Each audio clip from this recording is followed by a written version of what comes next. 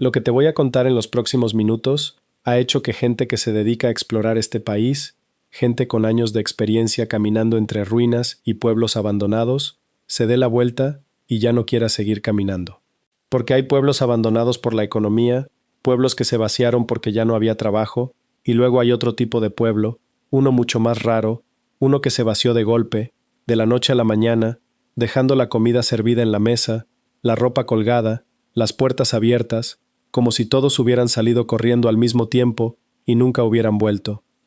De esos te voy a hablar hoy. 13 pueblos repartidos por todo México donde la gente desapareció, y donde hasta la fecha nadie, ni el gobierno, ni los historiadores, ni los propios habitantes de los pueblos vecinos, se pone de acuerdo en explicar qué fue lo que pasó ahí. Te voy adelantando algo para que no te vayas a ningún lado. El pueblo número 4 tiene una historia que te va a dejar la piel chinita. El número 8 está relacionado con algo que el gobierno mexicano trató de tapar durante años. Y el último, el número 1, es de esos casos que cuando lo escuches, vas a entender por qué hay quien dice que hay lugares en este país que es mejor ni voltear a ver. Así que ya sabes, ponte cómodo, dale like si te gusta este tipo de contenido, porque en serio ayuda muchísimo a que este canal siga creciendo y podamos seguir trayéndote estas historias. Y no te me vayas a ir a la mitad, porque te vas a perder justo la parte más fuerte. Empecemos por San Juan Parangaricutiro, en Michoacán, porque aquí no hace falta especular mucho sobre qué fue lo que pasó. La evidencia, literalmente sigue de pie hasta el día de hoy.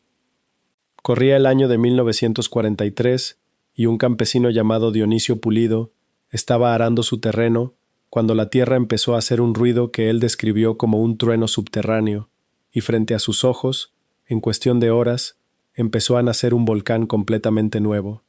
Le pusieron Paricutín.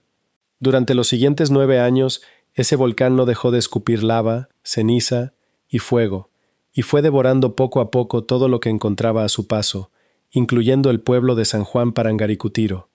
Los habitantes tuvieron que salir corriendo, dejando literalmente sus casas, sus animales, su iglesia, todo, mientras la lava avanzaba como una ola negra y lenta que no perdonaba nada. Y aquí viene lo que te tiene que poner los pelos de punta.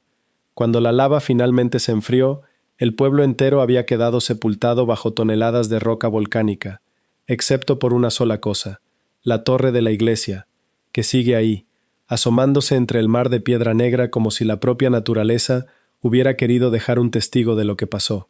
Hoy puedes caminar sobre ese campo de lava solidificada y llegar hasta esa torre que sobrevivió,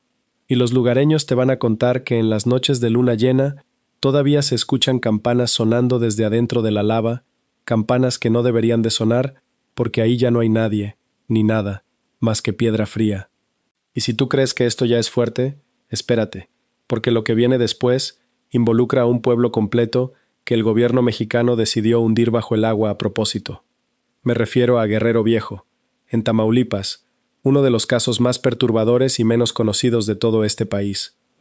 En la década de 1950, México y Estados Unidos decidieron construir la presa Falcón sobre el río Bravo, y para hacerlo, tuvieron que inundar un pueblo colonial completo que llevaba siglos ahí, con su iglesia, su plaza, sus casas de piedra construidas desde el siglo XVIII. A la gente la reubicaron, sí, pero el pueblo físico, con sus calles empedradas y sus edificios de cantera, se quedó ahí, bajo el agua, como una especie de Atlántida mexicana, esperando el momento de resurgir. Y aquí es donde la historia se pone todavía más rara, porque cuando hay sequía y el nivel de la presa baja lo suficiente, Guerrero Viejo vuelve a emerger del agua, con sus paredes cubiertas de sedimento, sus ventanas vacías como cuencas de ojos, y su iglesia, que sigue de pie después de 70 años bajo el agua.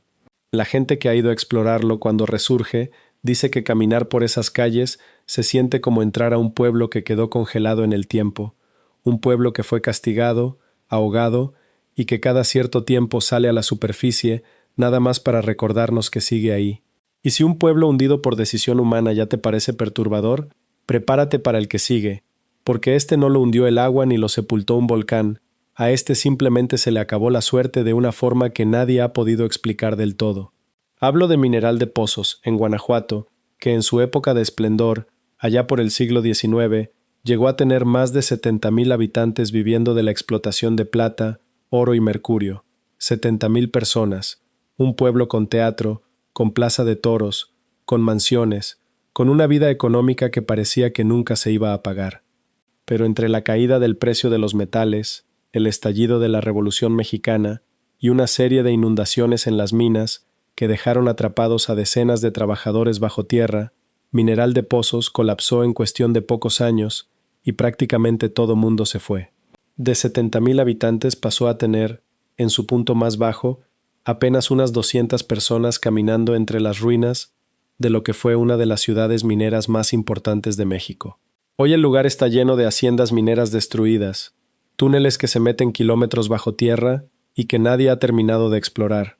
y locales que aseguran que en las minas todavía se escuchan los golpes de pico de los mineros que quedaron atrapados ahí abajo cuando el agua entró. Y aquí te dejo algo para que sigas pensando mientras seguimos con la lista. Varios de los que se han aventurado a bajar a esos túneles con cámaras han salido diciendo que sintieron que alguien o algo los estaba siguiendo en la oscuridad. Pero si de verdad quieres una historia que te deje pensando durante días, tenemos que hablar de Cerro de San Pedro, también en San Luis Potosí, que tiene el honor amargo de ser el pueblo donde nació la actividad minera de todo el estado, allá por el año 1592. Aquí la historia no es de un desastre natural ni de una tragedia repentina. Es algo mucho más lento, mucho más incómodo, porque Cerro de San Pedro literalmente se fue vaciando poco a poco mientras una empresa minera moderna, ya en pleno siglo XXI, seguía extrayendo oro justo debajo de las casas de los pocos habitantes que quedaban. Se documentaron grietas apareciendo en las paredes de las viviendas, se documentaron derrumbes, y aún así, la explotación continuó durante años, en medio de protestas, denuncias y un silencio incómodo por parte de las autoridades. Hoy Cerro de San Pedro es un pueblo semiabandonado, con una iglesia colonial que se sostiene a duras penas, rodeado literalmente por un cráter minero gigantesco que sigue creciendo, como si el pueblo se estuviera siendo comido poco a poco por la misma tierra que le dio origen. Y si esto no te parece ya bastante inquietante, piensa en esto. Hay quien dice que la mina sigue operando hoy en día más cerca de lo que el gobierno admite oficialmente. Ahora vámonos hasta Durango, hasta un lugar llamado Ojuela, en el municipio de Mapimí, porque aquí la historia mezcla ruina minera con algo todavía más extraño. Y es que Ojuela está a solo unos kilómetros de la famosa zona del silencio, esa región del desierto mexicano donde, según cuentan, las señales de radio dejan de funcionar y donde han caído más meteoritos de los que la estadística debería permitir. Ojuela fue un pueblo minero próspero, conectado al resto del mundo por un puente colgante que en su momento fue uno de los más largos de Latinoamérica, y que hoy sigue ahí, oxidado, crujiendo con el viento, cruzando un precipicio de más de 100 metros hacia las ruinas del pueblo. La mina se inundó, los precios de los metales cayeron, y la gente se fue dejando atrás maquinaria oxidada, casas de piedra vacías, y ese puente que hoy es una especie de atracción turística extrema para quien se atreve a cruzarlo. Los que lo han cruzado de noche cuentan que se escuchan voces viniendo desde el fondo del cañón, voces que no deberían de estar ahí porque abajo no hay absolutamente nada más que rocas y el eco del viento del desierto. Y aquí es donde te dije que la cosa se iba a poner todavía más fuerte, porque vamos a hablar de Angangueo, en Michoacán, un pueblo que no fue abandonado por una leyenda ni por un mito, sino por una tragedia real y reciente que el gobierno mexicano trató de manejar con mucho cuidado para que no se hiciera tan grande la noticia. En febrero del año 2010, después de lluvias torrenciales, una serie de deslaves enterraron literalmente varias secciones del pueblo, arrastrando casas completas, matando a varias personas y obligando a las autoridades a evacuar a miles de habitantes de forma permanente. Angangueo, que además es la puerta de entrada a los santuarios de la mariposa monarca, uno de los fenómenos naturales más hermosos de todo México, se convirtió de la noche a la mañana en un pueblo dividido entre las zonas que siguen habitadas y las zonas que quedaron completamente vacías, marcadas, cerradas, con casas que siguen ahí con el lodo seco todavía adentro, como si el tiempo se hubiera detenido justo en el momento del desastre. Lo que muy poca gente sabe, y que casi ningún canal de viaje se atreve a mencionar, es que hay reportes de habitantes que dicen haber sentido temblores menores en esa zona años después del deslave original, temblores que nunca fueron explicados oficialmente. Ahora bajemos hasta Chihuahua, a un lugar llamado Batopilas, metido en lo más profundo de las barrancas del cobre, un pueblo que en su momento fue tan rico que fue de los primeros lugares de todo México en tener luz eléctrica, incluso antes que la Ciudad de México. Batopilas vivía de la plata, y durante décadas fue un oasis de lujo escondido en medio de una de las regiones más aisladas y accidentadas del país, con mansiones europeas, puentes de hierro traídos desde el extranjero y una economía que parecía imparable. Pero la Revolución Mexicana llegó hasta ahí también, las minas se agotaron y el aislamiento geográfico que en su momento le dio protección terminó siendo su condena, porque cuando la plata se acabó, sacar cualquier cosa de ahí, incluyendo a la gente, se volvió casi imposible.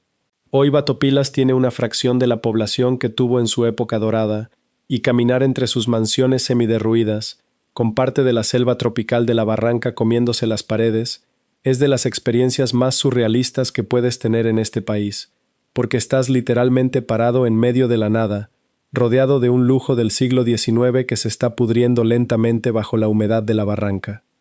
Y como te prometí que esto se iba a poner peor, hablemos de El Triunfo, en Baja California Sur, un pueblo que en su mejor momento tuvo más de 10,000 habitantes viviendo de una de las minas de oro y plata más productivas de todo el noroeste mexicano. Aquí la historia tiene un componente que pocas veces se cuenta, y es que las minas de El Triunfo se volvieron tan profundas y las condiciones de trabajo tan extremas que se documentaron múltiples accidentes con decenas de mineros atrapados bajo tierra,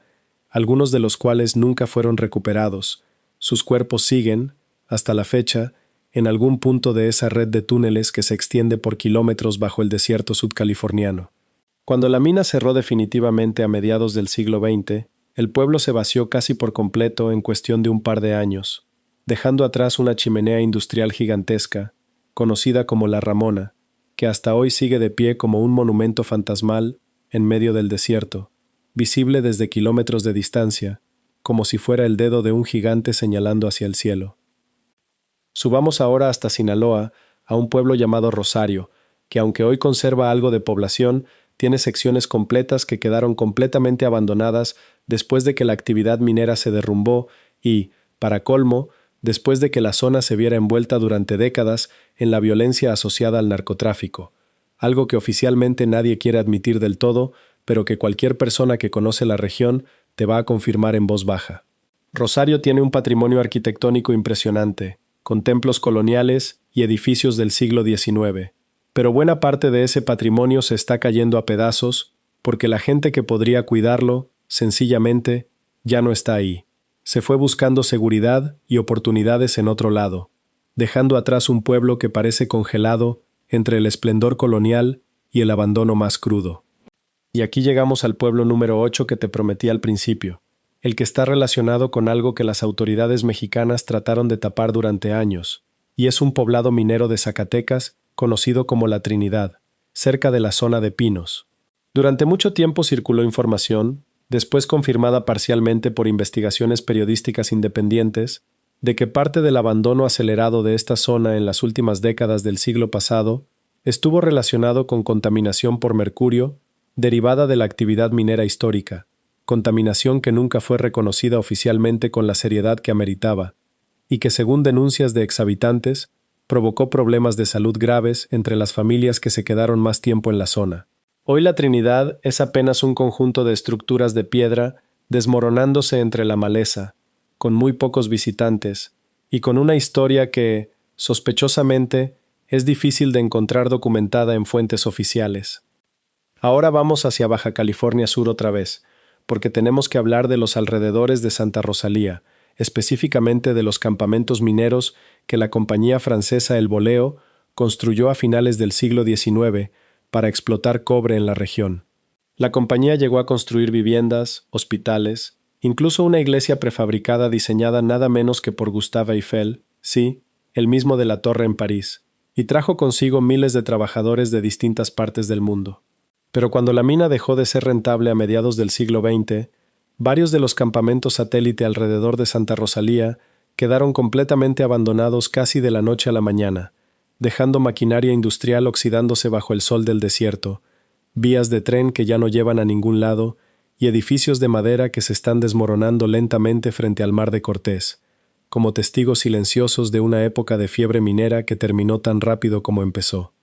Y para cerrar con broche de oro, o mejor dicho, con broche de sombra, tenemos que hablar de un caso que técnicamente no es un solo pueblo, sino varios pueblos pequeños de la región norte de Tamaulipas que quedaron dentro o cerca de las llamadas zonas de exclusión que se formaron durante los años más violentos del conflicto entre cárteles en esa franja fronteriza. Aquí es donde la historia deja de ser sobre minas o volcanes y se vuelve sobre algo mucho más incómodo de contar, porque hay poblados enteros que aparecen en mapas antiguos y en registros del censo, pero que hoy, si tú tratas de llegar hasta ahí, simplemente no vas a encontrar a nadie. Casas completas con las puertas abiertas, negocios con la mercancía todavía en los estantes, como si un día toda la comunidad hubiera decidido, o hubiera sido obligada, a desaparecer sin dejar rastro ni explicación oficial.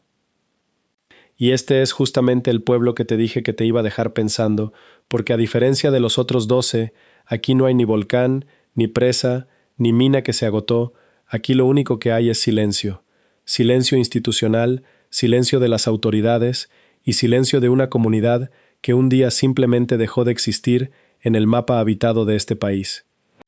Así que ahí lo tienes, 13 pueblos, 13 historias completamente distintas entre sí, pero todas con algo en común, y es que en cada uno de ellos hubo un momento exacto en el que la vida cotidiana se detuvo de golpe, un momento en el que alguien dejó una taza de café a medio tomar, cerró una puerta pensando que iba a volver al día siguiente, y ese día siguiente nunca llegó. Y lo más inquietante de todo esto no es la historia de cada pueblo por separado, es darte cuenta de que México, un país que muchos creen conocer perfectamente, está lleno de estos lugares, lugares que quedaron fuera del mapa turístico, fuera de las postales, y que sin embargo siguen ahí,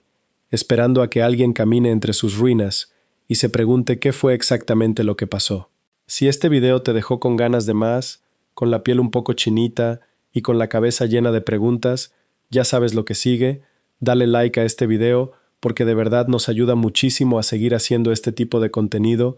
Suscríbete si todavía no lo has hecho, porque cada semana estamos sacando historias como esta de rincones de México que la mayoría de la gente ni siquiera sabe que existen, y déjame en los comentarios cuál de estos 13 pueblos te dio más escalofríos, porque de verdad quiero leer tus teorías. Nos vemos en el próximo video, y como siempre, ten cuidado con los lugares que decides explorar.